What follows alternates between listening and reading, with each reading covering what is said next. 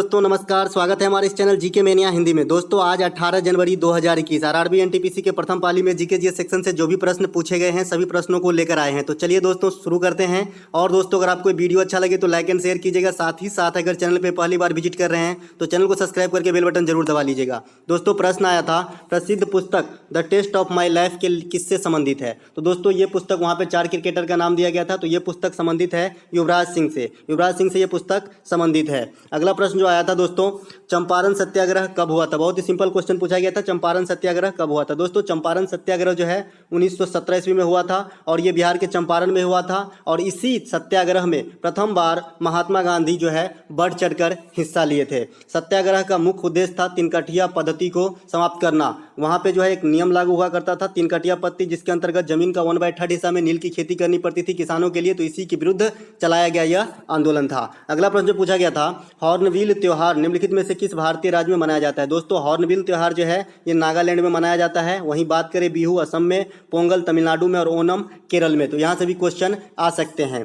अगला प्रश्न जो पूछा गया था, पक्षियों का वैज्ञानिक अध्ययन क्या कहा जाता है। दोस्तों हमने 50 जीके जीएस का प्रैक्टिस सेट आपको पहले ही प्रोवाइड करा चुका है, उसमें से सभी 3 क्वेश्चन पूछे जा रहे हैं और ये भी प्रश्न हमने जो है बताया था कि ये पूछा जा सकता है और आज पूछ दिया गया है। तो पक्षियों का वैज्ञानिक अध्ययन कहा जाता है ऑर्निथोलॉजी, कुत्तों का साइनोलॉजी, वहीं हड्डियों का ऑस्टियोलॉजी। अगला प्रश्न जो पूछा गया था, आगरा का किला निम्नलिखित में से किस मुगल बादशाह के द्वारा बनवाया गया था। दोस्तों आगरा का किला जो है ये उत्तर प्रदेश में स्थित है और ये मुगल बादशाह अकबर के द्वारा बनवाया गया था। अगला प्रश्न जो पूछा गया था, जनधन योजना की शुरुआत भारत में किस उद्देश्य से किया गया था। दोस्तों जनधन योजना जिसकी शुरुआत 2014 ईस्वी में किया गया था, तो ये भारत में अधिकांश लोगों तक बैंक की सुविधा जो है मुहैया कराना इस योजना का मुख्य लक्ष्य था। और इस योजना के तहत जो है सभी आदमी को बैंक में खाता निःशुल्क खोला जाना एक जो है कार्यक्रम था। अगला प्रश्न जो पूछा गया था, अल बरूनी किसके शासनकाल में भारत आए थे।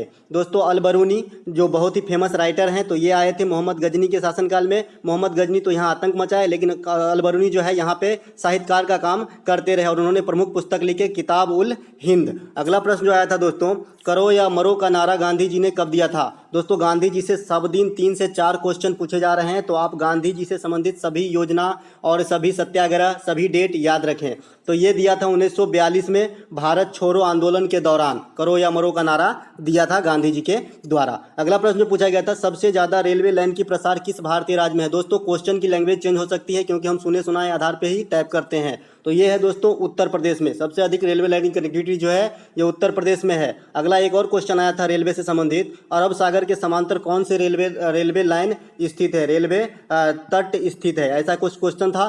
तो यहाँ पे 4 ऑप्शन था, सेंट्रल रेलवे, उत्तर रेलवे, तो यहाँ पे मध्य रेलवे हो जाएगा। सेंट्रल रेलवे है जो अरब सागर के किनारे, मुंबई के जो है किनारे को धोता है अरब सागर, तो और मध्य रेलवे राइट आंसर था। मध्य रेलवे की मुख्यालय कहाँ है, तो छत्रपति शिवाजी टर्मिनस। अगला प्रश्न जो आया था, वनों की कटाई का मुख्य कारण क्या है। दोस्तों वनों की कटाई की मुख्य कारण जो है बढ़ती हुई आबादी की आवश्यकता पूर्ति हेतु कृषि योग्य बनाने हेतु जो है कृषि योग्य भूमि को बनाया जाता है वन को काटकर। तो वहाँ पे ऑप्शन में कृषि दिया गया था, तो राइट आंसर कृषि था। वनों की कटाई से संबंधित चिपको आंदोलन जो है वनों की कटाई रोकने की एक आंदोलन थी, जिसके प्रमुख नेता सुंदरलाल बहुगुणा थे और ये उत्तराखंड से स्टार्टअप हुआ था इस आंदोलन का। अगला प्रश्न जो आया था दोस्तों, भारत में राष्ट्रपति राज्यसभा में कितने व्यक्तियों को मनोनीत कर सकता है। तो यहाँ पे राइट आंसर था 12। और ये प्रथा जो है नामांकित करने का, जो 12 व्यक्ति को राज्यसभा में जो नॉमिनेट करते हैं राष्ट्रपति, तो ये प्रथा लिया गया है आयरलैंड के संविधान से। तो ये भी क्वेश्चन आने वाली एग्जाम में पूछी जा सकती है। अगला प्रश्न, अब बात करें थोड़ी और राज्यसभा के बारे में। राज्यसभा भारतीय संसद की ऊपरी सदन होते हैं। राज्यसभा में अधिकतम कितने सदस्य होते हैं, तो 250। वहीं लोकसभा में दोस्तों अब 585 होते हैं, पहले 552 हुआ करता था, लेकिन एंग्लो इंडियन की प्रथा को हटा दी गई है। राज्यसभा का कार्यकाल का विघटन कभी नहीं किया जा सकता। वहीं लोकसभा का कार्यकाल कितने वर्ष का होता है, समान स्तर पे 5 वर्षों का, लेकिन देखिए विशेष परिस्थिति में इसे घटाया या बढ़ाया भी जा सकता है। अगला प्रश्न जो आया था दोस्तों कंप्यूटर से संबंधित था कि निम्नलिखित में से कौन सा कंप्यूटर वायरस नहीं है। ऑप्शन न होने के कारण इसकी जो है हम उत्तर नहीं लिख पा रहे हैं। अगर आपको राइट आंसर या राइट क्वेश्चन याद हो तो प्लीज़ हमें सेंड कीजिए। वर्ष 1998 में परमाणु परीक्षण कहाँ किया गया था। दोस्तों वर्ष 1998 में परमाणु परीक्षण जो है ये पोखरण से किया गया था।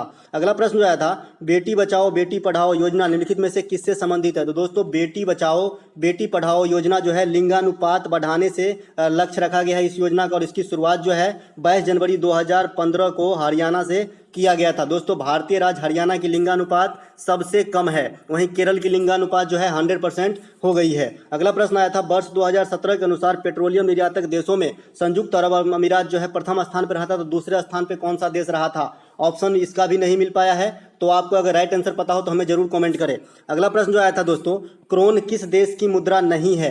क्रोन जो है जैसे यूरो है वैसे ही जो है क्रोन भी है, मतलब सम्मिलित देशों का मुद्रा है। तो क्रोन किन किन देशों का मुद्रा है? तो जैसे नॉर्वे का है, स्वीडन का है, डेनमार्क का है। तो एक ऐसा देश दिया रहेगा जिसका ये मुद्रा नहीं रहेगा और वही राइट टिक करना था। कुछ लड़के बताया कि पापुआ न्यू गिनी थे, तो वही राइट आंसर हो जाएगा क्योंकि पापुआ न्यू गिनी का ये मुद्रा नहीं है। अगला प्रश्न जो आया था दोस्तों, निम्नलिखित में से कौन सी इंटरनेशनल संस्थान नहीं है? दोस्तों वहां पे 4 इंटरनेशनल संस्थान का नाम दिया गया था, मतलब 3 दिया गया था और एक डीआरडीओ भी था।